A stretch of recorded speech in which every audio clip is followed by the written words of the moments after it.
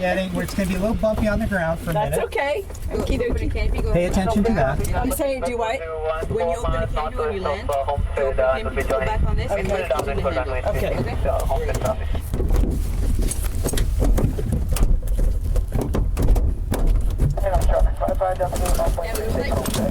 Thank you. Homestead traffic 234 Alpha, Yankee Shore, final, runway 330, touch and go, Homestead traffic. Homestead plane departing. Oh my gosh. Canopy air brakes, close and lock, ready to go. Okay, we are rolling. We are rolling, rolling, rolling, rolling.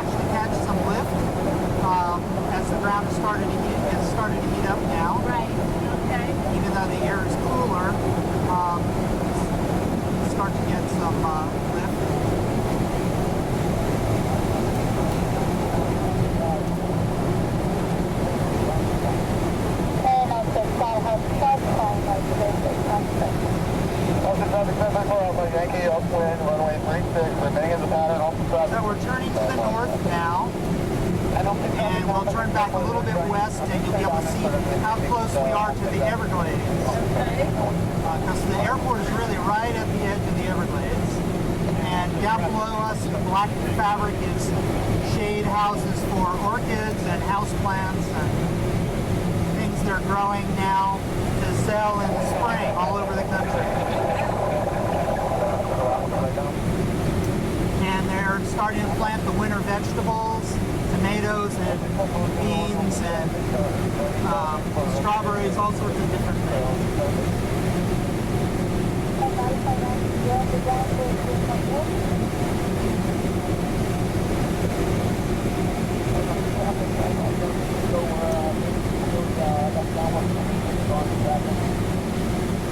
So we're through 1,300 now. We're going about 70 miles an hour, 63, 64 knots, which is about 70 miles an hour. I'm a sailor. Okay, 1.15 is the conversion so at 50 miles an hour we're going 57 and a half, and 100 knots we're going 115 miles an hour. That's how I remember it. So where do you sail, Bev? We live in Cape Coral on the west coast. Yeah. We were in Jacksonville, and then we moved down here to go sailing. Okay. Mostly in the Gulf, or in that intracoastal. Yeah, I lived, after Hurricane Charlie, I lived near Sanibel, working on rebuilding for about 3 months. I enjoyed Fort Myers. I was up in Cape Coral several times, in Pine Island, and all of that. So. We do a lot around Captiva. Yeah, it's beautiful, beautiful. So we're through 2,000.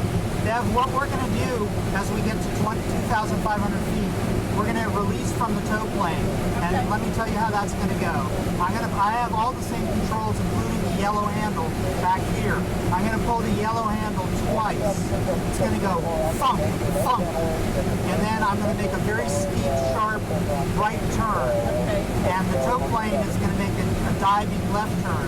That's so we get away from the metal ring that is on the end of the tow rope, so it doesn't hit the glider or hit the plexiglass canopy.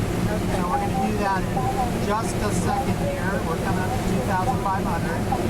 So I'm going to pull up, go down, and there we go. I don't think dropping number 65401 now. I think. Oh my God!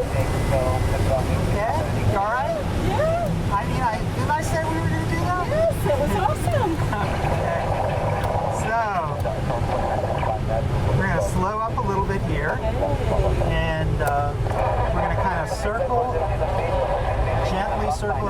a view in all directions, and so we kind of see any airplanes coming in our direction.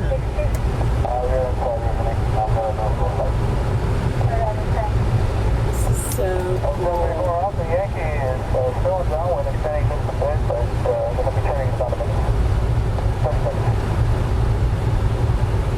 So I'm going to tell you in a second. I'm going to point the nose at downtown Miami, Coral Gables, all of that, straight ahead, right here. Oh yes, yeah. So you can see it's a little bit hazy this morning, but you know, it's probably a good 35, 40 mile visibility, which is, I'd say that's pretty good for Miami. It's not like out west, but it's not too bad. We'll get some days you can see Fort Lauderdale. Oh wow. And often all the way across the state to the Gulf of Mexico, across to Cape Sable, that area. Off to the right, Biscayne Bay, and where you see the lightest water, way off to the right, off the right wingtip is North Key Largo, the Ocean Reef area, Angelfish Creek, all of that. Over that way? Yes. Yeah. Right off the right lane. Well, Homestead has grown. I left in '88. Okay. And then I went to Jacksonville for about 24 years, and then we moved to Cape Coral. And it's really grown. Yeah, I've lived here my whole life, so I've really seen a change.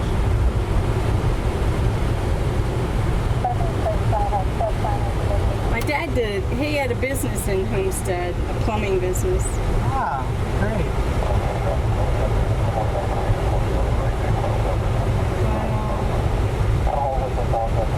The farmland is so pretty, isn't it? Yeah, I hope we can hang on to it, because there's like a certain amount that you need to support the packing houses and the irrigation mechanics and all the support industries, you know, and people want to build their 5-acre tracts, and you get to the point where there's not enough farmland to keep all the rest of it going. And you know, strategically, we need to be able to grow our own food. Right. And this is the only place, one of the few places in the country where you can grow food in the winter. So the county is trying to control development in the outside of the urban boundary, but there's a lot of pressure to allow people to do whatever they want. Right. So is that the Everglades right there? It is the eastern edge of Everglades National Park, and the entrance is just a little bit off the nose. Robert is here, and some of the other are just off the nose. And Robert is a glider pilot. He flies with us sometimes. Wow. On a good day, we'll go out over Lone Pine Key, which is and Royal Palm, those places in the park, the easternmost kind of roadside stops, and so we'll go out on good days. We'll go like 10 miles west of here, and I don't see very many alligators from up at 2,000 feet, but I have seen alligators on the runway here. Oh, really? At this airport, yeah. Especially in the winter when it's cold, they'll crawl out on a nice hot runway to warm up.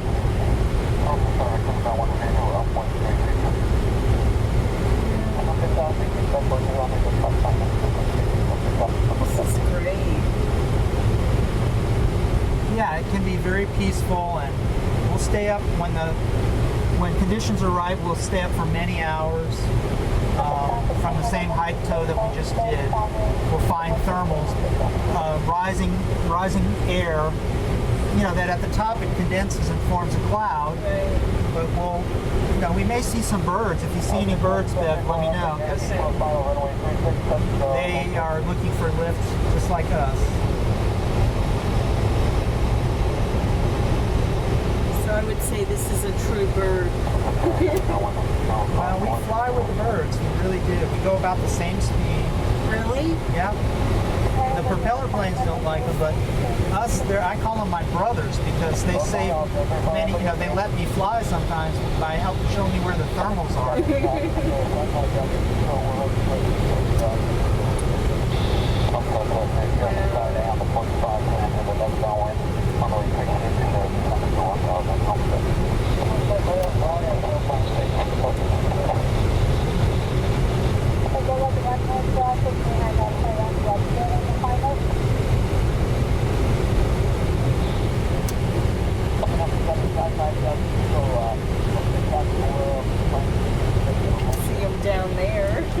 see some birds? Yeah, I see a little two of them. Ah, good. Huh? We'll see. I think there might be some. Yeah, I feel some bumps. All we, even if it just slows our rate of descent, that's a good thing.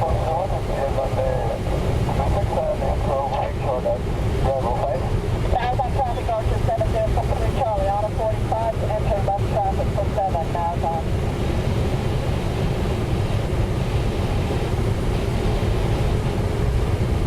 Wow. So we are descending, it doesn't seem like it. Yeah, we're going down at about 100 feet a minute, typically. So, but every now and then we catch a little bump that slows our descent. Right now we're not going down at all. But that doesn't last for very long. We kind of fly. The thermals are so small that we can't really stay in the area of rising air. So what's the best time in the summer No, actually, or spring? we fly all year, but the spring is probably the best, I would say. In March, April, May are really good. Because the weather's nice, it's a little drier. We get the cloud bases up to 5,000 or 6,000 feet sometimes, and we can climb all the way up near the clouds. So we get, we'll tow to 2,000 and then climb up another 3,000 or 4,000 feet, just using solar energy. The other glider's taking off now. Down below off to our left. That must be the other party. I told him, I said, okay, I'm the last one. You guys, you had reservations. This is the way it works. Everybody gets a chance. We're here all day. So Mom did parasailing on her 70th. Yeah, I heard about that. That's great. That's great. This. And where did she do that?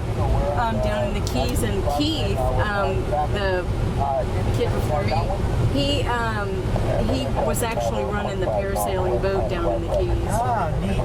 Yeah, he gave me his info. I hear he's doing white water rafting. Oh, he's to everything. Well, it's great to have all these, be able to do these kinds of things. These experiences are, they enrich our lives. Absolutely. So we've got some rising air here, a little more. Yeah. But we're getting down almost to 1,000 feet. So at 1,000 feet, we really start thinking about landing. Actually, we think really seriously about landing at 1,000 feet.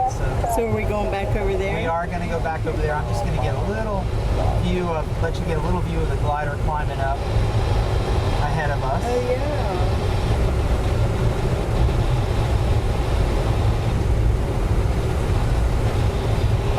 And there's a bird. Look, two birds right in front of us. Absolutely, yeah. So maybe we will get lucky and be able to hang with them. They're not circling though, so I'm not that optimistic.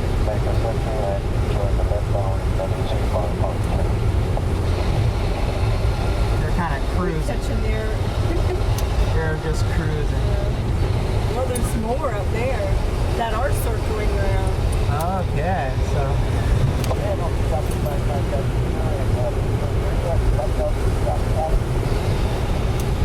Yeah, feel the bumps? Yeah. That's rising air.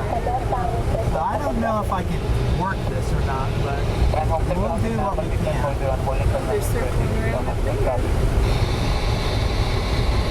Let's do a turn right here. Okay. And there's some down below, lots of them below. Yeah. But we're just like a little bit too low to do this. I'd like to be above 1,000 feet to be thermaling.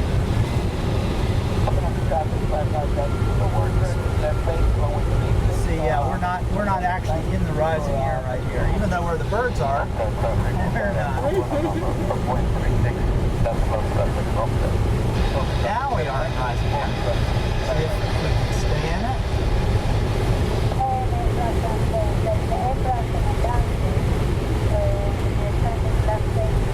No, it's just not strong enough for us. Those birds are a little bit lighter. Just a bit. So we're gonna go ahead and head in. Okay. Yeah. But you kind of got the idea. That's what we would do. We would circle with the birds, or circle without the birds, but circle in a column of rising air.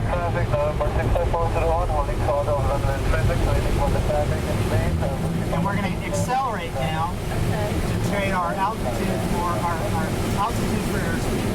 Where are we landing?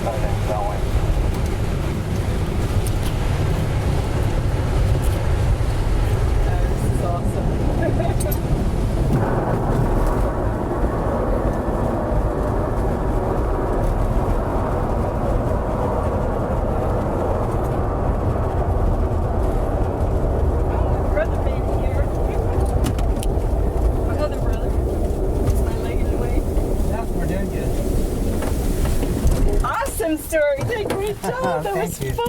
I love it. So do which one? This one? Pull back until it clicks. There you yeah. I can't tell. Here, let me go forward there. Yeah. Oh, there we go. Okay. Now, there we go. I need to put a little grease on that. Thing. This is amazing. That was fun. Well, thank you for coming out and bringing the whole family. I think next I want to do skydiving. Oh boy. So this that is would more be fun. a hot air balloon, Okay. parasailing, gliding. All right. Okay. And I have a fear of heights. Well, you met your fears head on today.